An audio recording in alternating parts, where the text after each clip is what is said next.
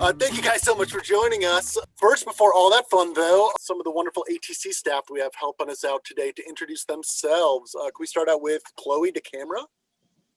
Hey folks, my name is Chloe. I am based out of Asheville, North Carolina. I'm the trail education specialist, so I get to really develop a lot of curriculum and interpretation for hikers in Georgia, North Carolina, and Tennessee. And I also serve 10 AT designated communities in those states and work with formal educators, seeing how we can incorporate public lands into education and school systems.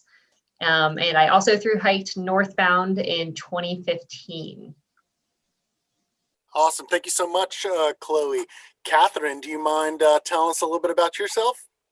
Sure thing. Hey, everybody. I'm here in Roanoke, Virginia. I work for ATC as an education and outreach coordinator, which means I get to work with our Ridge Runners in Virginia, AT communities, and teacher programs, kind of similar to what Chloe does, but different because it's Virginia. I love being on this call with folks calling in from Arizona and Indiana and all over the place. That's so great. I did thru hike the Appalachian Trail in 2006, so I'm a little bit older than Chloe and Steven, and also the Pacific Crest Trail in 2010. Awesome. Thank you so much, Catherine. And Alyssa, I do not think you're on this call in particular. She is our local communications champion, so she gets to interact with a lot of folks online. So even if she's not here today, we certainly appreciate her. Excuse me while I quickly touch base on just the quick ATC's communications on COVID. So if you've been following ATC's communications at all this year, you know that we asked everyone to postpone their long distance hike. The pandemic is still ongoing, so we haven't changed our guidance. Hiking is a form of interstate travel, which makes it a public health risk. The safest thing for hikers and for the communities they pass through would be for everyone to continue to put off their long distance hiking plans and stay local. We continue to monitor the situation in all 14 states and hope for good news. But until then, there's an effective, widely available vaccine or treatment for COVID-19, we won't be encouraging long distance hikes or recognizing with a 2,000-mile certification. So you might be wondering, why are we still hosting these sessions and advice for long distance hikers? We are very realistic, and it appears that folks are still going to end up going out on long distance hikes in 2021. And the Appalachian Trail Conservancy is very invested in the long-term vision and protection of the AT and the AT communities. So we wanted to keep people as prepared as possible to mitigate the risks that are even going to be unique to this year. We'll be talking about some extra precautions related to COVID-19. ATC is in a unique position to reach out to people who are considering a long distance hike with information that we hope will help minimize the risks of COVID-19 outbreaks among hikers along the trail. ATC's hosting the sessions does not mean that it's safe or advisable to thru hike in 2021. It means that we're determined to do what we can to minimize the risk. All right, so let's get into some cool AT basics and just some stats to really enjoy the magnitude of the AT and the project that it is. One of the largest volunteer projects in the world ever. How about that? So the Appalachian Trail goes through 14 different states, generally around 2,200 miles. The majority of the management and maintenance that happens on the Appalachian Trail is done by the 31 volunteer maintaining clubs you'll find along the Appalachian Trail. Those are the logos that you're seeing scattered along this delightful map that you're seeing on here. As you can see, some of the stats we have to the left, that there are a lot of different land managers, as well as a lot of different volunteers, visitors, and people that enjoy the Appalachian Trail throughout the year. The cooperative land management system is the balance of the local volunteer maintainers, land managers, whether federal or local, the Appalachian Trail communities, and the Appalachian Trail Conservancy that helps set all those folks up for success. It's a balance of these things that have brought the AT from a dream over 100 years ago to the existence to an international institution that matters so much to everyone. It took and takes a lot of effort to protect and maintain the Appalachian Trail and its corridor. It takes a lot of work to keep this corridor protected and to have gotten it protected. So when it comes to thru hiking, there are a lot of different ways to enjoy the Appalachian Trail. It isn't necessarily just your classic northbound thru hike starting in Georgia going north, even though that is the thru hike that I in turn ended up doing back in 2014. There are a lot of different ways to dig this cat hole. Thru hikes are generally considered to be any hikes that are done within a year themselves. So going northbound Nobo or southbound Sobo are the two most popular options, but flip-flopping is something that is amazing and encouraged, and something that we've really seen a lot more of in the past half decade. And that's really consisting of starting wherever you'd like, whether it be at Harper's Ferry and going south, Harper's Ferry going north, Franklin going north or south, going in whatever direction you want, doing the whole length of the AT, but kind of picking your own starting and ending point. Section hikers are also it's a really cool way to enjoy the Appalachian Trail. One of my favorite professors in college spent 27 years through hiking the Appalachian Trail and didn't just see the entire trail, but he saw it change. He saw the community change itself and saw a lot of really cool stuff stretched out over 27 years. So though the beginning of his through hike was very much a memory, by the end, it really became a part of him in a special way that I'll always be a little bit jealous of. So, and even if you're not, the vast majority of people that enjoy the Appalachian Trail are out there for just a day hike, an overlook, a picnic, a nap, maybe to find a little sanctuary, a little peace and quiet, or just a place to pray or play or do whatever you'd like. So the Appalachian Trail is absolutely there for that. So I want everyone to take a moment to reflect on what your desired Appalachian Trail experience is.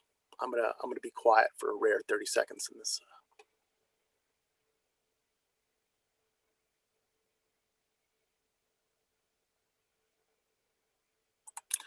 All right, as those answers are kind of flowing in a little bit, I'm going to check in with Chloe or Catherine in a second to see if they have any good answers in the chat box that I cannot quite see in a little bit. But I just wanted to kind of show off a little bit of our through hiking stats that we have over the years to kind of paint a picture of exactly how it's looked over the past couple decades. So first things first, can y'all see the Bryson bump in the stats? So generally where A Walk in the Woods came out, it really was amazing to think of how much of an impact that book had on sending people outside. And just to kind of explain this a little bit more, the green line are the folks who have reported their successful hikes to the ATC from Baxter State Park up in Maine. We have those numbers of those hikers starting back in 1993. Yeah, we started the AT camp back in 2015, so you can see kind of some of the yellow lines there. There's some of the flip-flops. So in the past 5 years, it wouldn't be crazy to see at least 4,000 people starting out in Georgia in just a tight 6-week period. Going on some of those reflections on how you guys enjoying the Appalachian Trail, and even if you didn't share them, were any of them picturing starting out the Appalachian Trail camping around 100 other tents or people? You know, it's funny, no one mentioned that. We've got looking forward to extended solo hike. My husband and I went to unwind to our retirement and enjoy nature, see something new, physical challenge, meet cool people, be outside as much as possible, hike in nature and experience everything as it comes along. No agenda, no timeline, no mandatory daily mileage. That sounds nice. Absolutely. All that sounds fantastic to me. And to be honest with you, hanging out and camping out with a vast amount of people doesn't sound all that bad to me too, as long as it meets the kind of the expectations that I have. And the vast majority of the people that are probably with us and going to the Appalachian Trail really want that level of opportunity for isolation, the opportunity for a little bit of solitude themselves to actually reflect and a little bit of silence outside and away from some push notifications. So kind of planning around and trying to get away from the bubble can really help all of our dreams come true, as well as minimizing impacts. Other considerations to have when planning your through hike, terrain for one. If you're starting out going southbound, this is going to be your first day, the first picture that you see on the left here. That's going up Katahdin. Another reason I was a northbound through hiker is that it's generally considered that the terrain might be a little bit easier in the south and slowly gets more and more difficult. It's certainly true when it comes to Katahdin. That is the most difficult mountain to climb on the Appalachian Trail. Facts. Crowds, other things to kind of generally pay attention to. This is a picture from the Smokies. At Tri-Corner Knob, one of the most isolated, actually the most isolated shelter on the Appalachian Trail, yet it looks like quite the party that night. Really, it's that much more important you set yourself up for success bringing your own good shelter, because there's going to be some cold, wet nights in the Smokies where you're going to be really tempted to go in these shelters and crowd in. That's really that much more of a risk. Another thing to kind of generally consider is that the Appalachian Trail is on the ridgeline up in the mountains, and we can see snow at a lot of different months of the year. I absolutely love this side-by-side picture that shows the Smokies in March as well as in May. There are a lot of folks that come down north of the Mason-Dixon line and expect everything to kind of be warm year-round, especially in May, but it's really something to pay attention to. If you're going northbound, to really kind of maybe keep your winter gear. Leave no trace real quick. I just wanted to touch base. This isn't a leave no trace awareness talk, but I just kind of wanted to hit some principles if you're planning on a good through hike in particular. So coming with the proper equipment to handle extremes in the environment will really set yourself up from having to be a search and rescue. The lightest equipment in going ultra light a lot of times means being uncomfortable and maybe setting yourself up for a lot more risk. So plan ahead and prepare and kind of limit that risk the best you can. When it comes to traveling and camping on durable surfaces, try to use campsites that are already made. There's over 1,000 campsites along the Appalachian Trail. So good campsites are found, not necessarily made. We really don't need that much more. So really try to keep your impacts away from riparian zones and in already used areas. Dispose of your waste properly. Your through hike probably will consist of somewhere between 150 to 350 bowel movements. Don't leave 150 to 350 piles of poop on the surface going on your through hike. So make sure you're properly digging cat holes. You're not depending on privies at all this year because of coronavirus. Privies are still very much closed, and as well as are a big point of contention because it's where all the crowds are wanting to go whenever they get to a shelter. Another thing to kind of pay attention to leave what you find. Take only pictures, not souvenirs. Any beautiful or wonderful flower, arrowhead, bear call that you might see that you takes away the opportunity for anybody else to enjoy that nice, beautiful, shining thing, as well as just generally taking from public lands and a lot of just needed nutrients on the soil themselves. Minimize your campfire impacts. Please do not try to burn every last stick that you can find. A lot of people are using these campsites. One of my favorite parts about campsites is that so many people can use them and it never feels like people are using them. One of the ways we can keep that is by not using every last piece of firewood that we can, and by not ever burning trash or food, because a lot of those residues will stick around in the campfires and release heavy metals that are bad to breathe in. They will help contribute to haze, and the food will help will remain as char bits and help attract bears to those locations. That is another way that you can respect wildlife, is by always storing your smellables and food properly, using a bear canister or a proper bear hang.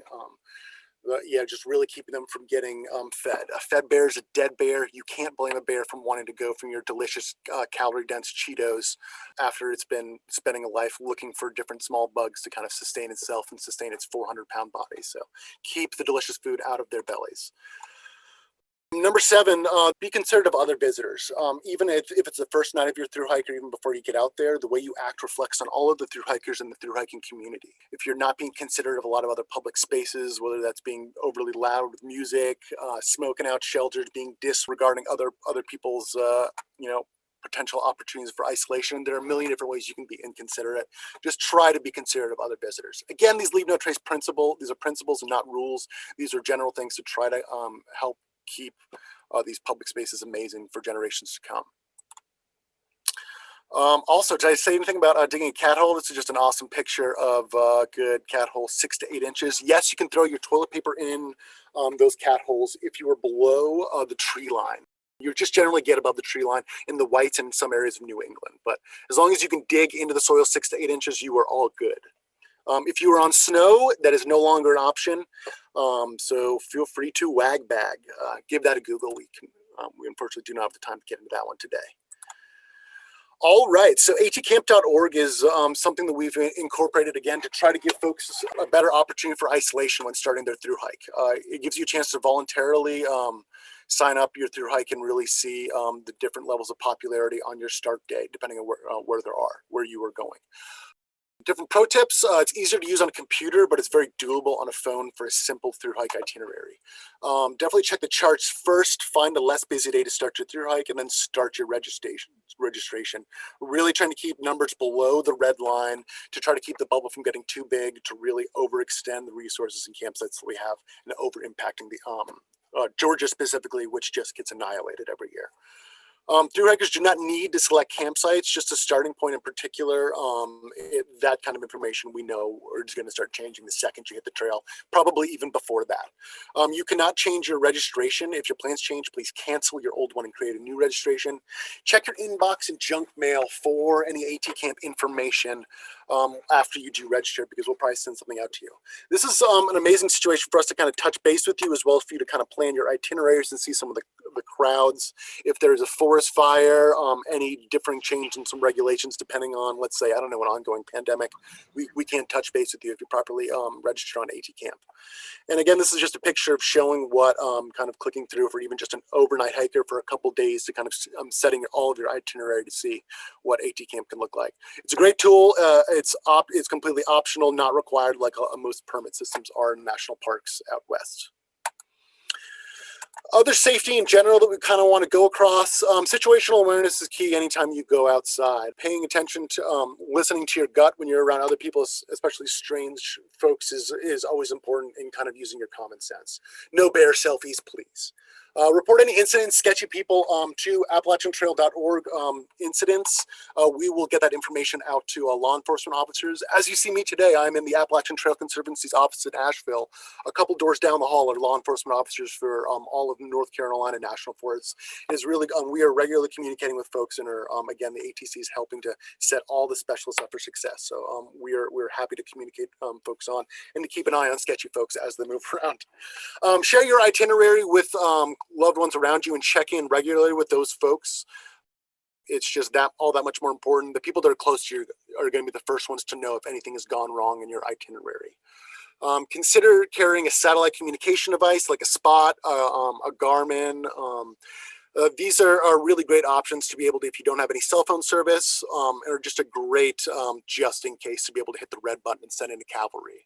It was something in particular that I ended up using during my through hike because my mom found out about it, and it was such a delightful peace of mind that I couldn't help but to carry it for her.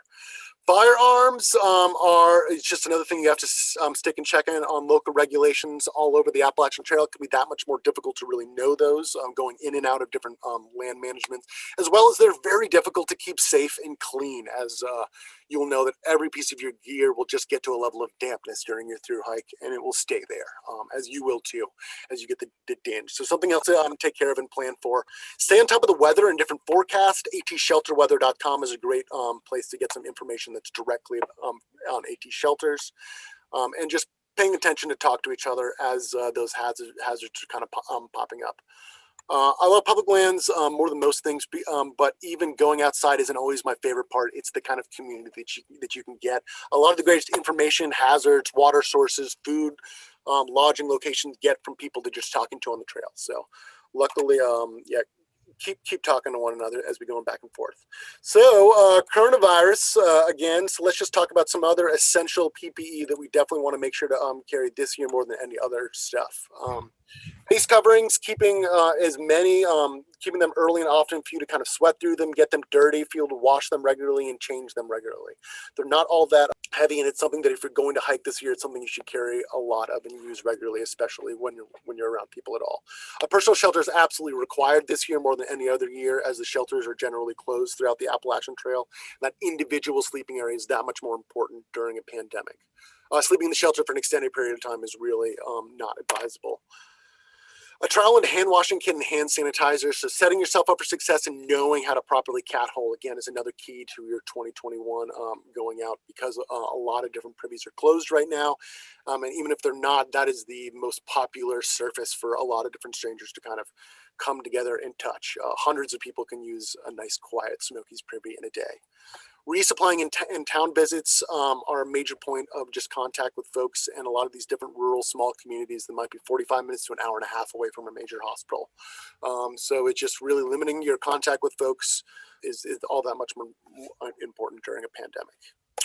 Other logistics kind of pay attention to. The regulations vary across those 87 different places that we're going across. So pay attention to exactly what camping is required in those areas. In the Smokies, it's still required for you to camp around shelters. So there's no dispersed camping in the Smokies, because it sees so much use, and there's so many threatened and endangered plant species that have been overly impacted. So it's important you kind of know that going into that. That being said, with the Smokies, there are permits required in the Smokies and Shenandoah and Baxter State Park in particular. So being ahead of those and kind of registering those as you're entering those areas is that much more important. Transportation is one of the most difficult things to kind of go across this year during your through hike. It's a all too common of a place to expose strangers and other folks, or just for a lot of people to get into an enclosed space to be exposed during a pandemic.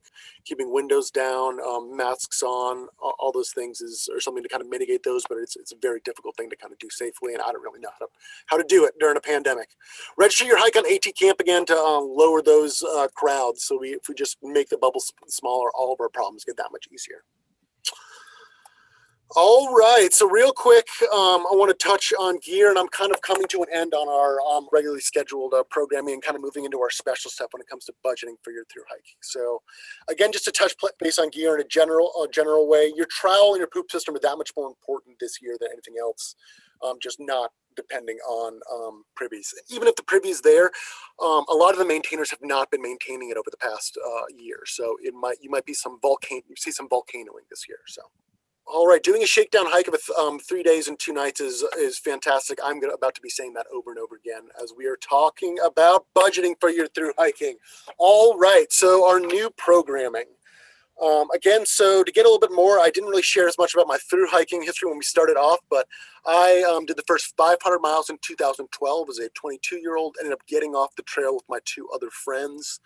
Actually, because of a lot of what I ended up finding out later is one really wanted to get off because of budgeting reasons. The other one wanted to get off for other reasons. So I ended up going back by myself in 2014 and kind of getting started doing the entire Appalachian Trail. Throughout those just 3,000 miles on the AT, I got to play around with a bunch of different systems, dirt bag in a bunch of different ways, and hopefully you'll learn a couple different ways to pinch a penny.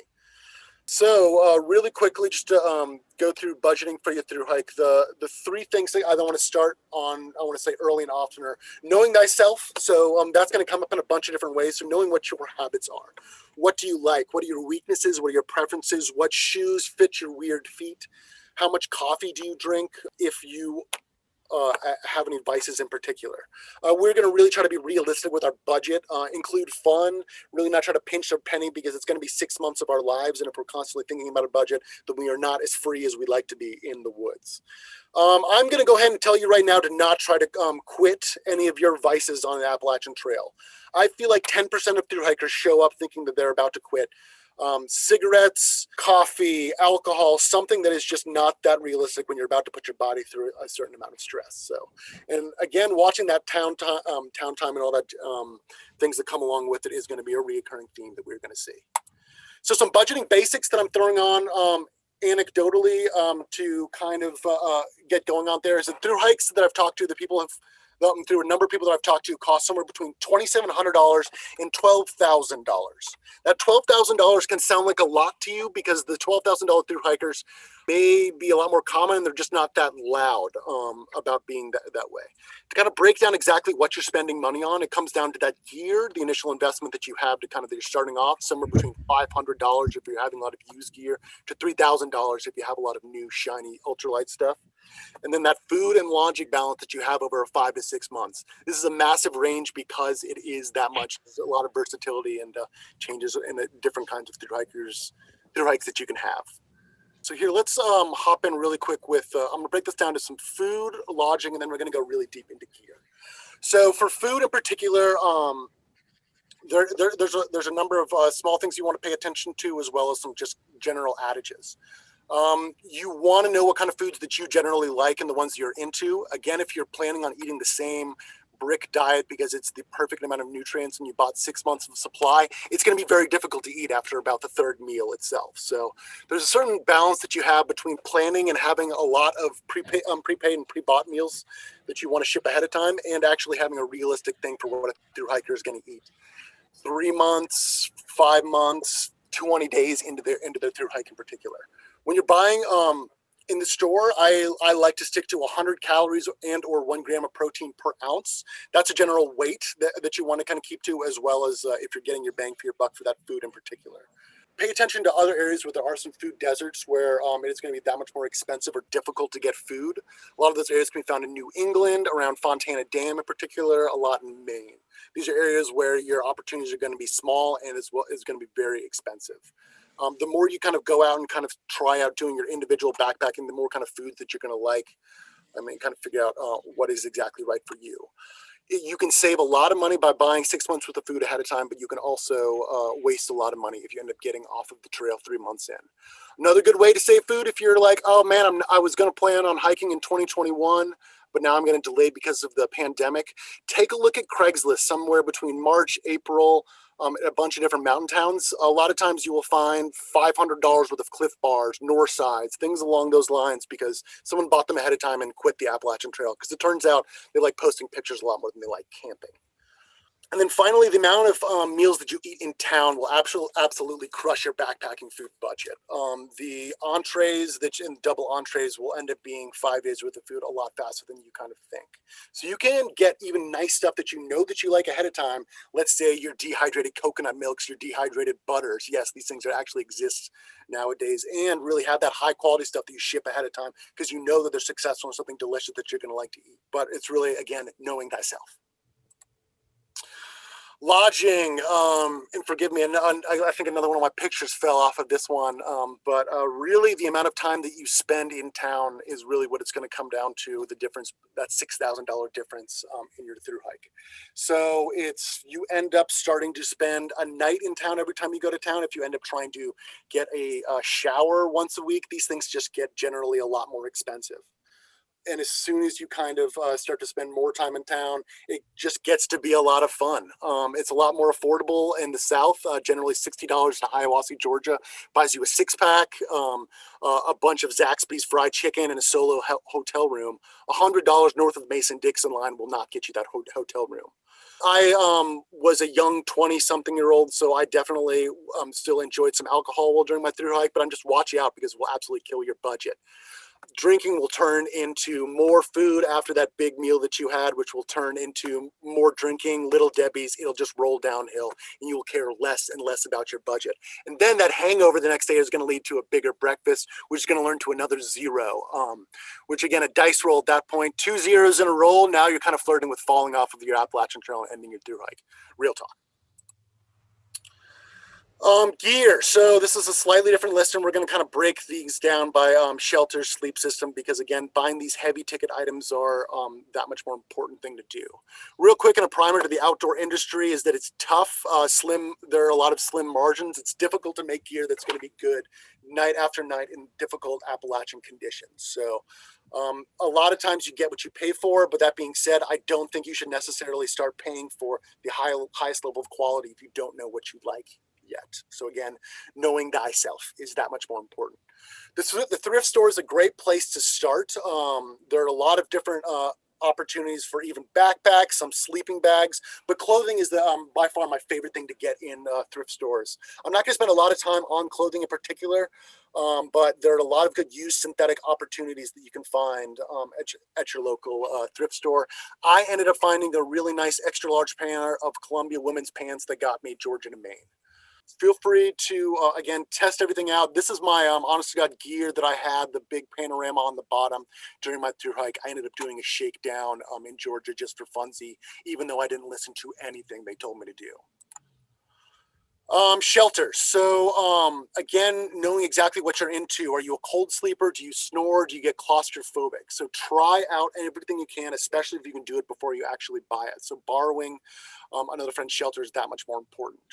I absolutely love hammocks, but I know that everyone doesn't. So if you might actually hate them, so give them a try out if you can in a contained environment. Again, trying things out and knowing what you like is really great. Tarp camping sounds fantastic. I love tarp camping. It's so ultralight. You get to sleep on the ground. It sucks when you wake up because you slept on top of ants, or when just bugs become part of the equation when water starts to flow through your situation. There are some cheap brands for tents and stuff like that that are great ways to kind of like find out what different designs you have. Shout outs. I like to Alps mountaineering a little bit more than I like any of the Walmart Ozark trails. Alps mountaineering, where they might be on the heavier side, you might be able to buy a one-person tent and cut off a lot of different tabs to make up a lot of the weight that you'd get that you'd be buying with a lot of other Cuban fiber kind of stuff. Again, test it out before you can. Find a living room, somewhere to set up fort, a piece of grass, anywhere to kind of see exactly what you like, especially that claustrophobic level. So the weight volume level when it comes to a sleeping system is very real. So when it comes to a sleeping bag, a lot of what you're paying for is the difference between the synthetic and down. Synthetic's a lot cheaper to make, as well as synthetic is a lot bulkier. So so you can get an $80 synthetic sleeping bag that's around 3 pounds. That's probably going to be bigger than a bear canister, but it'll be an absolute fantastic bomb that will never be a problem.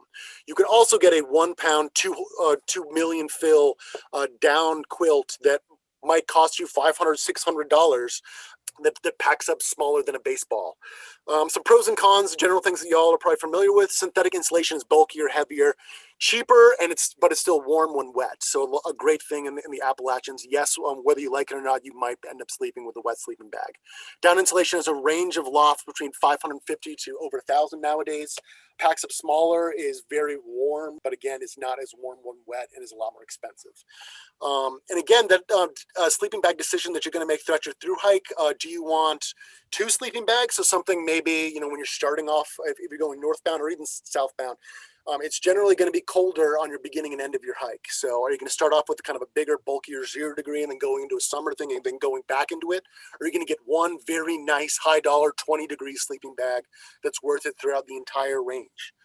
It is just a decision for each of those to make. Again, if you're on a budget and you're willing to take a little bit extra weight and volume, this is a great place to save some dollars. Just have a bulkier sleeping bag to start out and wait until you absolutely fall in love or see something on sale. Also, when you're buying a sleeping pad themselves, pay attention to the R rating or the insulating rating. It's imperative, especially during the wintertime, that you have something over a 2. It doesn't matter if you have a $500 Western Mountaineering 0 degree sleeping bag. If you have a R rating of 1, aka a summer sleeping pad, you will be very cold even into like the 40 degrees. This is a theory I've tested many times, unfortunately. Also, if you are feeling extra dirtbag and you just want to figure out some extra winter camping tips, 2 summer sleeping bags, which are generally a lot cheaper and easier to find, will take you below 0. That's crazy bulky on a through hike, but it makes it easy to do a quick winter car camping trip. Z-Lite mattresses, or like the eggshell carton ones, are absolutely awesome.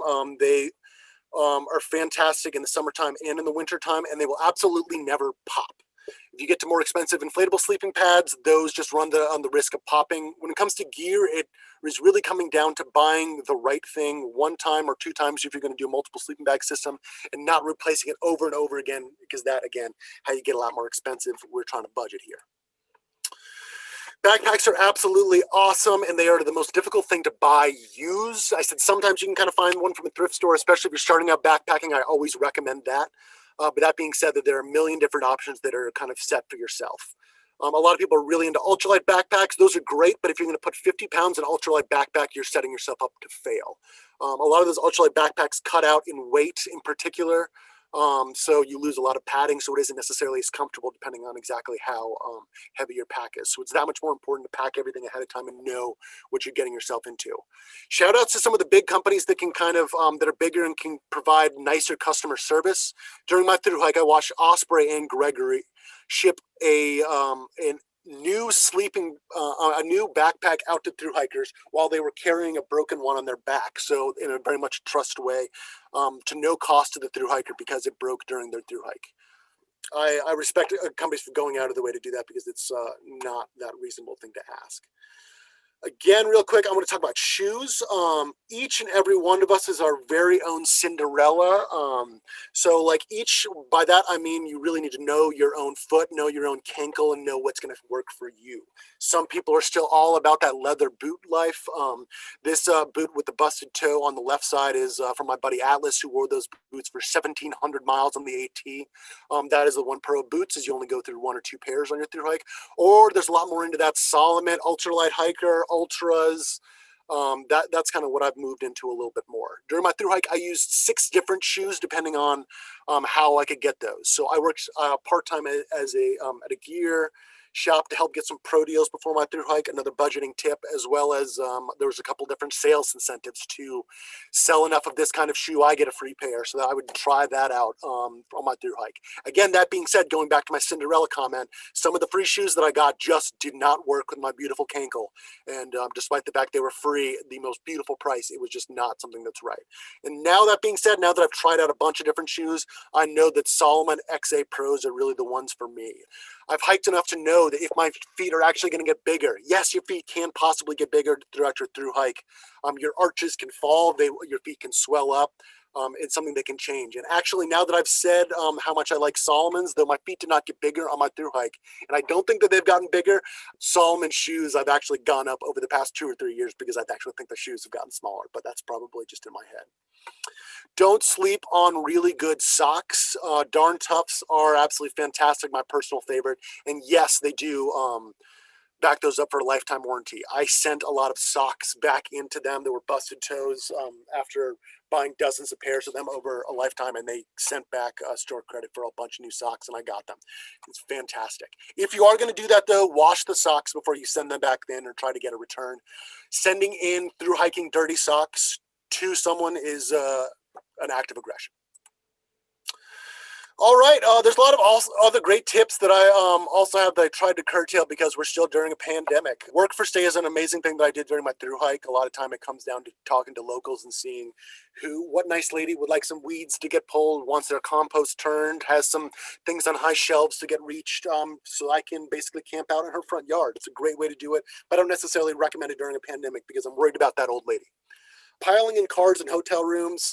I was always on the adage that I didn't like hostels because they would always take off my dust allergy and I would be sneezing and snoring all night. 4 people is generally cheaper in a hotel room than a hostel bed. Again, that's something I would not recommend during a pandemic because it's a pandemic.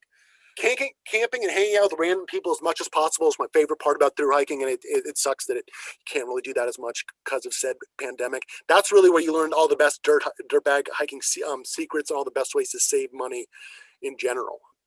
In sharing, I met some people in the first 3 days of my through hike that were at my wedding in both 2012 and 2014.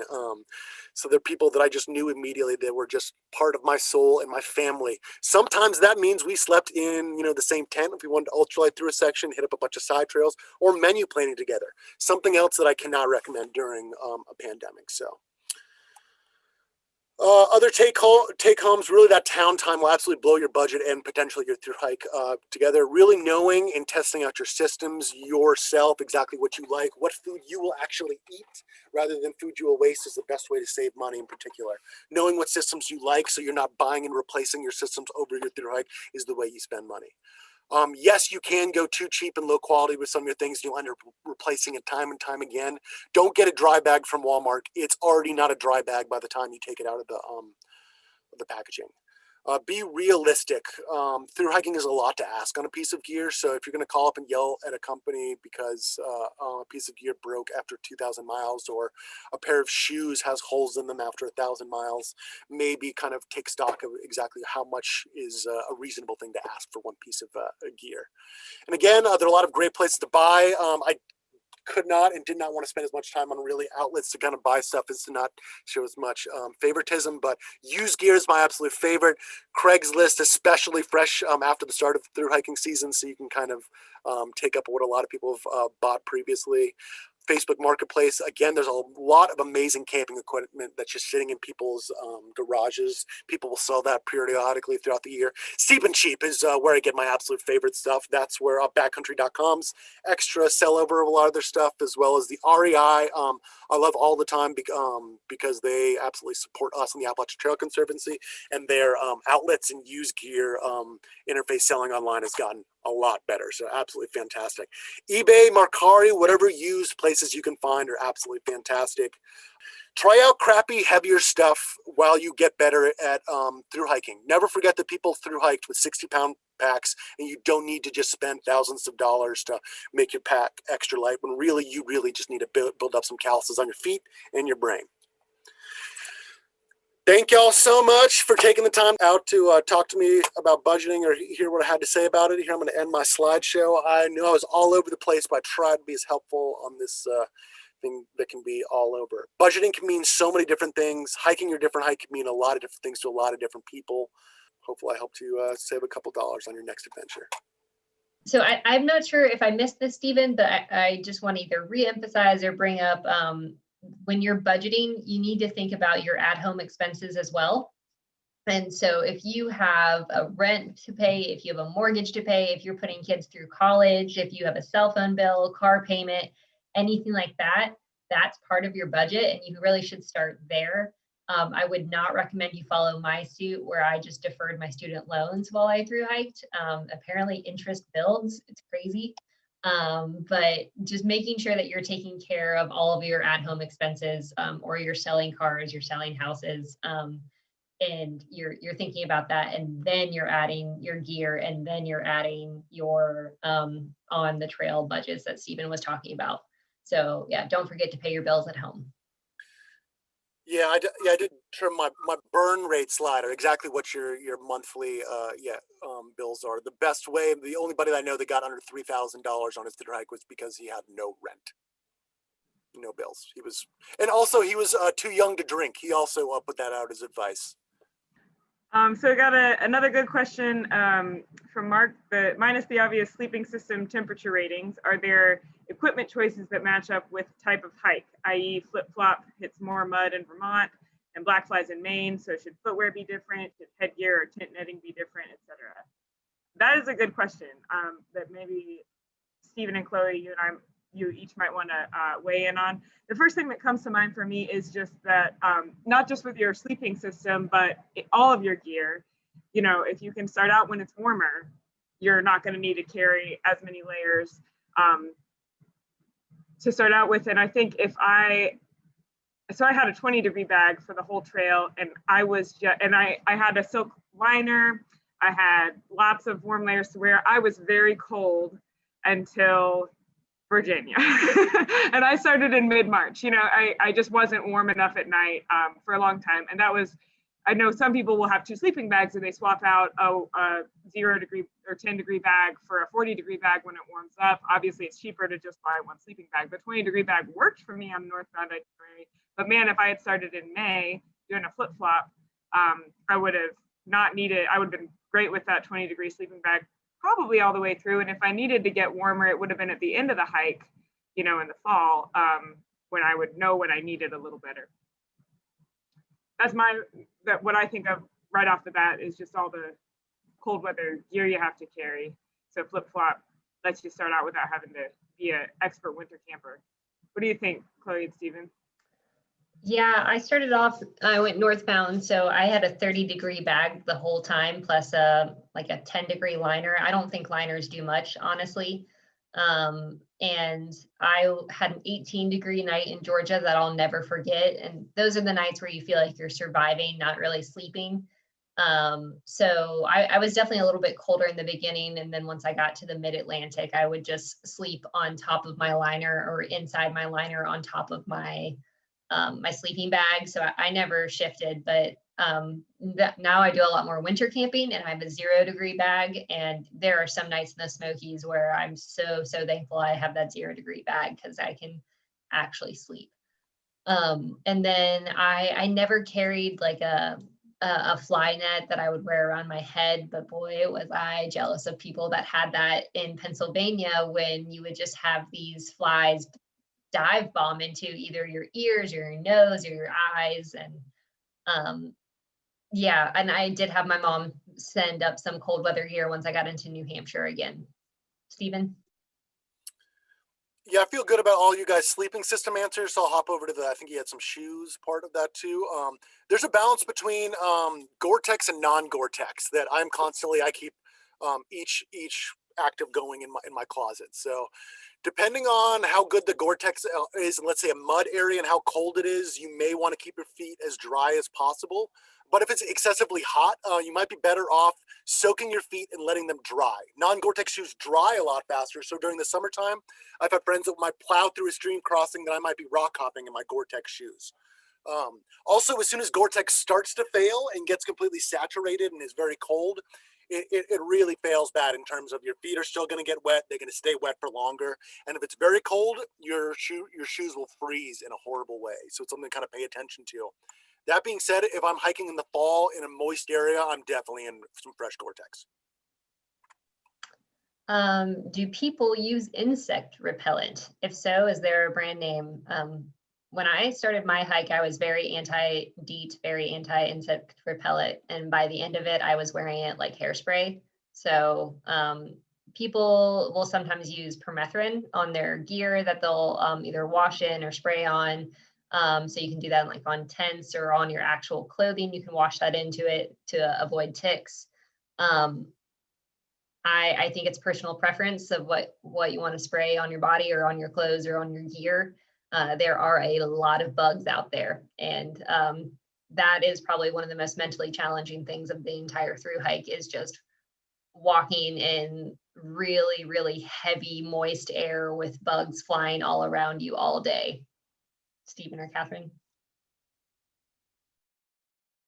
I put my comment in the chat, but yeah, same. I like to, obviously I'm not going on through hikes these days, but I still try to make a springtime ritual of spraying down the clothes that I usually hike in with permethrin so that I'm good tick-wise, because you're not going to want to put DEET on every day just to keep the ticks off.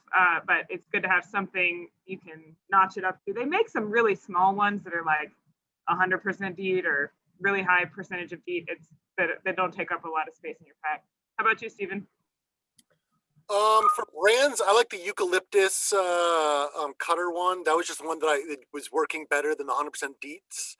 I'm down with whatever works. I was one of those people who would just tough through it, and then I got Lyme disease. So it's something that is extraordinarily common during a thru hike. So something to pay attention to, and that much more to kind of have credence of.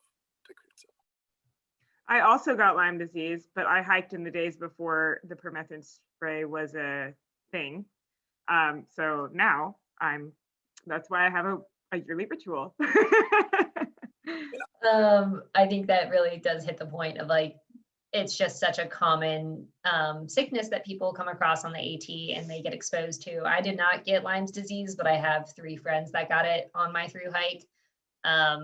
It's unfortunate because a lot of the symptoms are very similar to what you feel like at the end of a long day of hiking. Weariness, tired, sore muscles.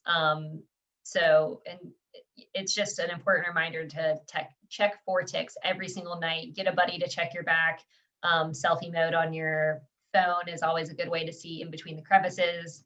And yeah, take your socks off every day and look in between your toes. They really like crevices. Also, since we're just to hit that point home, a lot of people used to carry a mirror to check out different crevices for ticks. Your selfie camera can help you check out different corners of your body for ticks. And yeah, you should, because again, the Lyme disease.